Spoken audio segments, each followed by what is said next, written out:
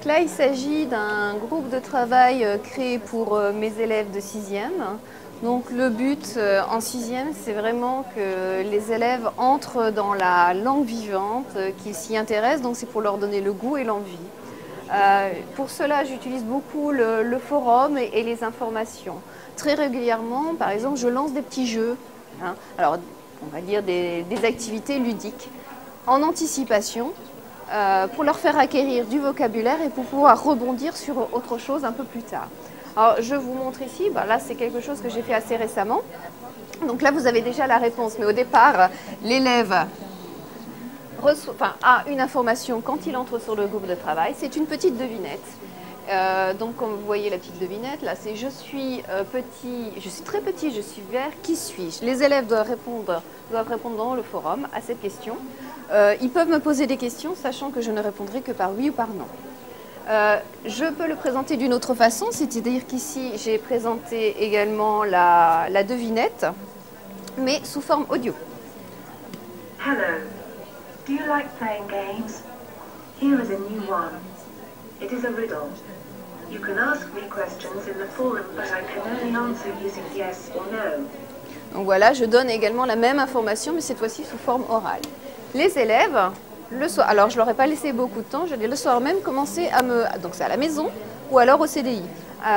Proposez-moi des petites choses sur cette devinette.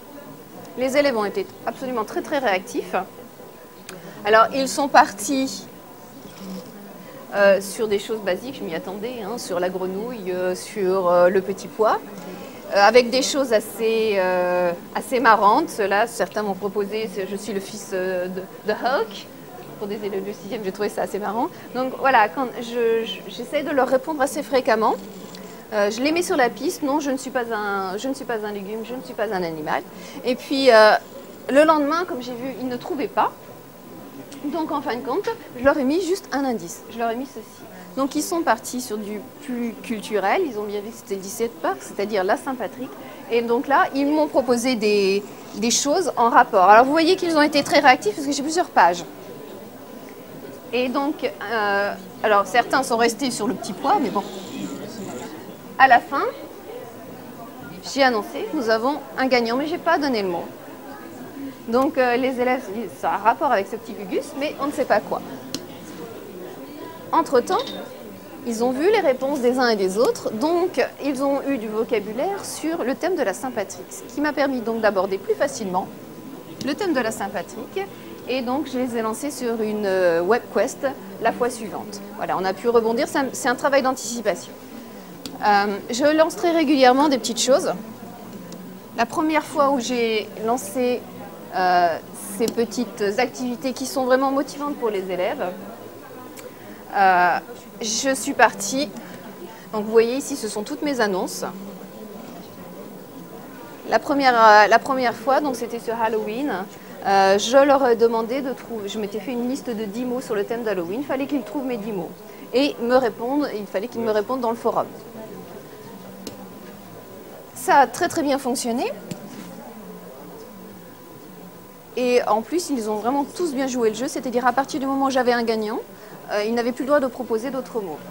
Je ne sais pas si vous pouvez voir ici, j'ai eu énormément de réponses qui s'affichent sur... Alors, je ne sais pas, je crois que j'ai eu 3 pages, donc plus de 90 réponses. À la suite de ça, à nouveau, tous les élèves avaient acquis un vocabulaire incroyable sur le thème d'Halloween et ça m'a permis d'enchaîner sur des activités beaucoup plus culturelles sans passer un temps phénoménal à mémoriser du vocabulaire en classe. Voilà. Et en plus sur un aspect très motivant puisque bon, forcément il y a toujours une petite récompense à la clé pour les gagnants. Voilà. À Noël, encore une fois, je me suis servi du forum. Dans les annonces, c'était un jeu mystère, une photo mystère. Alors, je n'aurais pas dévoilé la surprise avant, mais voilà, je leur ai mis juste une petite photo, un bout de photo. Alors, le but, c'était, je voulais que ce soit compliqué, hein, je ne voulais pas qu'ils trouvent tout de suite. Forcément, ils se sont doutés, ça va être encore quelque chose de culturel sur Noël. Donc, ils m'ont proposé, ils me posaient des questions. Cette fois-ci, ils essayaient de construire des phrases.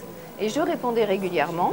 Alors, ça me demande, moi, un travail de veille incroyable. C'est-à-dire que tous les soirs, enfin pendant une semaine, c'est une période très courte, hein, je réponds directement à mes élèves en les aiguillant.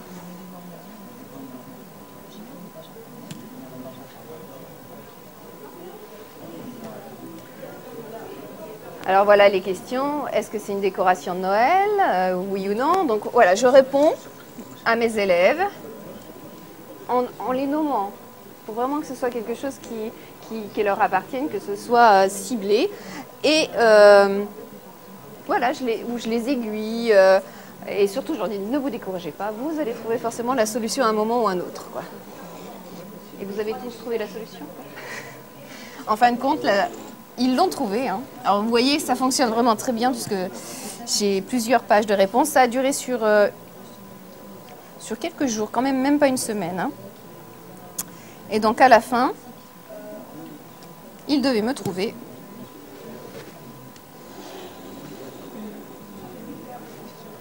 Ils devaient tomber sur un aspect important de la culture britannique, c'est-à-dire un cracker qui se trouve sur toutes les tables britanniques au moment de Noël. Donc encore une fois, vous voyez tout le vocabulaire qui a été utilisé sur Noël et qui m'a permis donc de réenchérir